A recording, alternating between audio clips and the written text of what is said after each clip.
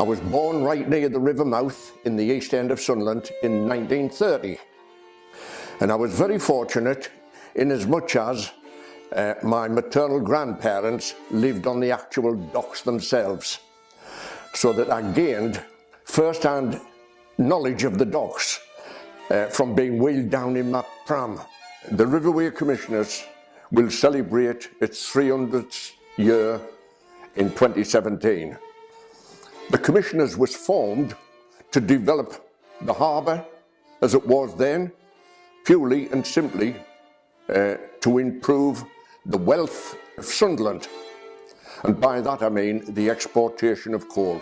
Well, of course, I'm not old enough really to remember the Commission, but my grandfather joined the Commission in 1923 and became chairman in 1938, and he died in 1952. So during the course of his time, it was a hugely busy port, and of course it's still claimed to be one of, if not the largest shipbuilding town, as it was then, Sunderland, in the world.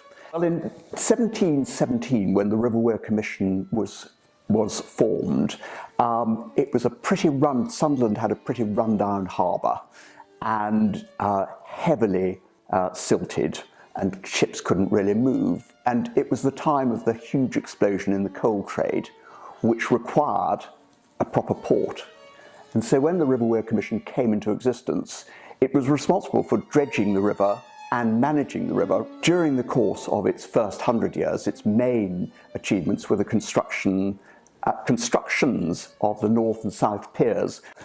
And during the course of the 19th century, so during the 1800s, it was responsible for managing huge volumes, initially of coal, then of ships. As far as the Commissioners is concerned, the board of directors was made up of the powerful, wealthy industrialists of Wearside. These were the men behind the drive to improve the river and the port facilities. And in 1831, someone had a stroke of genius when they appointed a new engineer by the name of John Murray. And he came here with quite a good reputation as the port civil engineer. And it was John Murray that moved the lighthouse en bloc, 400 odd feet along the extended North Pier. But his greatest claim to fame was the design and building of a unique dock. A dock capable of handling up to 5.5 million tonnes of coal exports per annum. John Murray designed and built the dock, but he was ably assisted by our then MP, George Hudson, the Railway King. I discovered the ability of Murray and Hudson, and I thought these men need bringing to life again. So I wrote a little book called The Engineer and the MP, in which I describe how they did things in those days. And through that, I presented a copy of the book to the then Mayor, Barry Curran. And a couple of weeks later, Barry rang me up and he said, "I've never heard of this man." I said, "No, it's a great travesty of justice. He's one of the great men that ever walked the streets of Sunderland." And he said, "Right, push, and I'll try and help you, and we'll see if we can get him a blue plaque."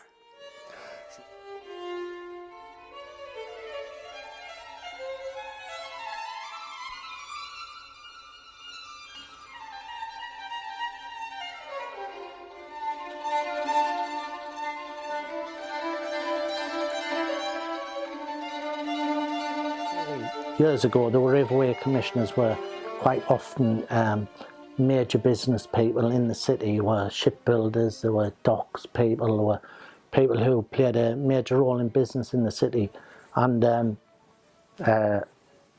it was in their interest to have a thriving port, and it worked for them as a part of their economic infrastructure, if you like. As we saw the diminution of the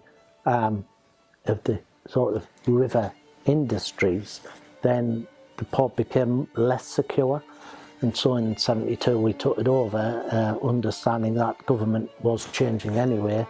So that happened, and it was left to languish really for a while before in about 2008-9 we decided that it was no longer good enough just to let it sit there and be a bit of a burden on the city. And the point was that we were missing an opportunity cost of reinvigorating the port, bringing money into the city, bringing visitors to the city, and having an absolutely positive effect on the economy. And it's been making a profit for several years now. People that we got in, like Captain Muller and particularly Matthew Hunt, have been phenomenal people in the trade, in the business. They know all the twists and turns, and they've done some miraculous work between them and the employees at the port to make it the success that it is now. Ports have long been considered a force for good, and when you look back in historical records, ports gave our region, and specifically our city, their reason for being, and enabled them to access new markets for historical goods and services. So what we're doing now here isn't anything new, it's been done before. But the significance now to the city of the port is that it will enable us to move forward in some really exciting new market opportunities around the offshore renewable sector and the development around our city of areas such as the International Advanced Manufacturing Park. And the really significant thing is that it will involve the port providing not just waterside infrastructure, but infrastructure that's associated with its intermodal facilities, which enables goods to be handled on all modes of transport: sea, road, and more importantly, rail. Well, 2017 is very much a year of celebration. It's a celebration of what our founding fathers in the River Weir Commission did and their foresight of investment in a facility to provide economic development opportunities to its river and to its town and now to a city. So it's a time for celebration and reflection on what they've done. Going forward, very significant year for us next year, 2018, as Sunderland, the city and the port, welcomes tall ships. And the tall ships race is a well-recognised event to showcase a port and its hinterland, which is a developing city, a city that's very much on the front foot and driving forward with its own identity to a world stage and a world audience, and to attract many hundreds of thousands of visitors, not only to the city, but to the port. The maritime heritage, along with the coal mining heritage, along with the glassmaking heritage, is fundamental to the people of the city. They're massively proud of what the city's achieved in the past, and we are trying to inform our future by that past. When you think about Sunderland, from, be it sitting there inventing the written English language to becoming the glassmaking centre of the world, it's about allowing people to take up the opportunities. We've got to create the environment that allows people to be experimental, entrepreneurial, and push ahead. And as we can see throughout history, from the 500s through to the present day, with the supply chain of Nissan and Nissan, who are at the cutting edge of, driverless cars, we should be astounded. And what's a common denominator? Common denominator all the way through there is the people. So I'm very proud of the people. Well, Sunderland, of course, has always had enormous pride in itself, and the more people criticise us, the prouder we become, which is great.